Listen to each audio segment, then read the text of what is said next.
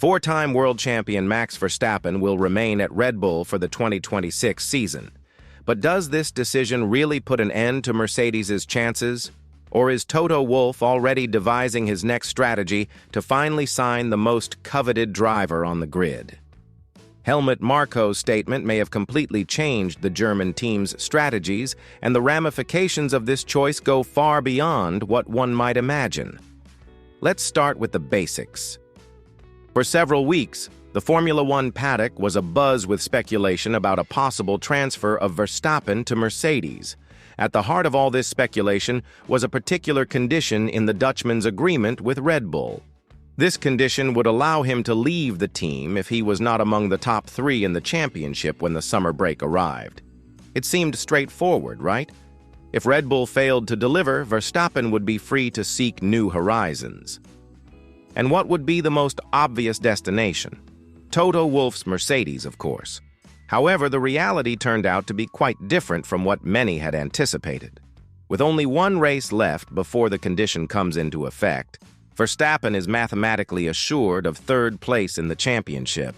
His points advantage over George Russell, who is immediately behind him, is too large to be overturned in a single weekend of competition.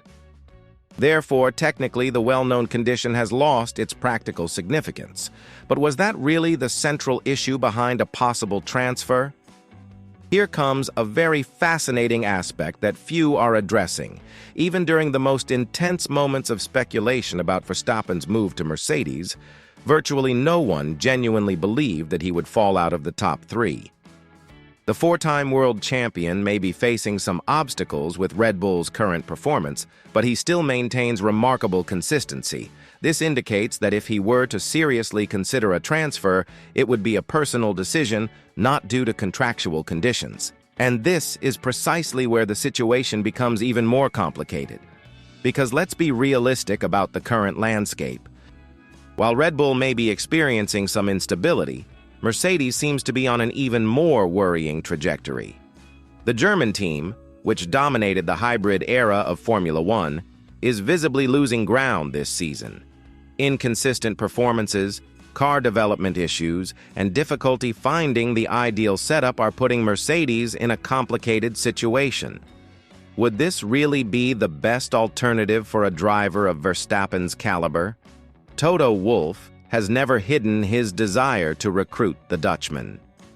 For the Mercedes boss, Verstappen symbolizes the ideal driver, the one who can make the difference between winning championships or remaining in the middle of the pack. Wolff always wants the fastest drivers in his cars, and for him, Max Verstappen is precisely that. But the Austrian boss's fixation has created a very tense situation within the German team itself. George Russell and Andrea Kimi Antonelli were fully aware of the threat Verstappen posed to their positions at Mercedes.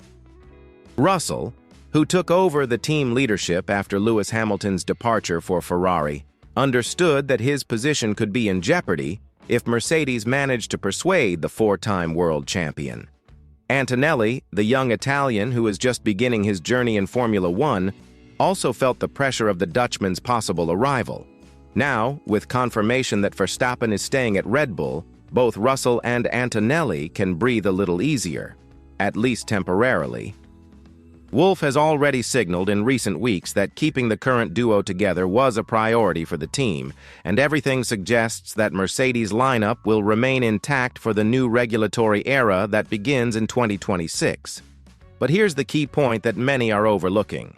The fact that Verstappen is not moving to Mercedes in 2026 does not mean that Wolff has abandoned his goals. In fact, it may be exactly the opposite. The Mercedes boss may be playing a much longer and more strategic game than we realize. Verstappen is positioning himself very astutely. By staying at Red Bull for another season, he will have the perfect opportunity to observe how all the teams adjust to the new technical rules of 2026. It is a masterful strategy because he will be able to analyze which team really emerges as the favorite before making any decisions about his future. And if Mercedes manages to restructure and return to competitiveness, it would automatically become the most logical alternative for the Dutchman in 2027. This creates a very interesting situation from a contractual point of view. Both Russell and Antonelli have agreements that expire at the end of this season. Wolff will certainly be happy to offer at least one of them a one-year contract, thus preserving the necessary flexibility should an opportunity to sign Verstappen arise in the near future. But here, a sensitive issue arises. The possibility of Russell accepting a one-year contract is not very high. He has been the name most closely linked with a possible departure from Mercedes if Verstappen were to join the team. After taking over as team leader with the departure of Lewis Hamilton to Ferrari, Russell naturally wants long-term stability for his future in Formula One. Accepting a one-year contract would be tantamount to acknowledging that he is being kept on as a temporary alternative. Antonelli's situation is completely different. The young Italian is considered a promising talent at Mercedes and is far from being a finished product. The German team clearly wants time to develop the youngster's talent without pressure. Antonelli had a consistent start to his debut season but has recently gone through some more difficult moments. Mercedes did not expect him to be a complete driver in his first season, and that is perfectly understandable. It is worth remembering that many Formula One legends, including Verstappen himself, went through difficult periods when they were young, making several mistakes during the learning process. Wolff certainly keeps this in mind when assessing Antonelli's progress. The Mercedes boss made a promise to himself after losing Verstappen in the mid-2010s. He does not want another potential superstar to slip through his fingers again. An interesting detail is that Antonelli has a contract that expires with the Formula One team but maintains a long-term relationship with Mercedes as a corporation. This gives the German team much more leeway to manage the young driver's future, regardless of what happens with Verstappen's situation. With the grid virtually set for next season, when the new rules come into force, speculation is likely to start circulating again next year. That will be when the hierarchy of the teams becomes clearer, and everyone will be able to better assess who has really benefited from the regulatory changes. Verstappen's decision to stay at Red Bull for another year may seem like the end of a soap opera, but in fact it may only be the first chapter of a much longer and more complex story. Toto Wolff is known for his persistence and long-term vision.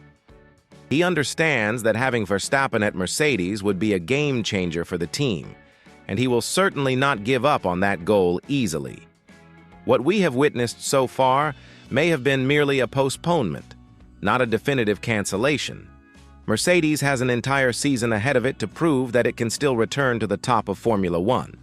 If it manages to do so, the talk about Verstappen will certainly resurface with full force in 2027. And this time, perhaps the circumstances will be much more favorable for a historic change that could completely redefine the balance of power on the Formula One grid.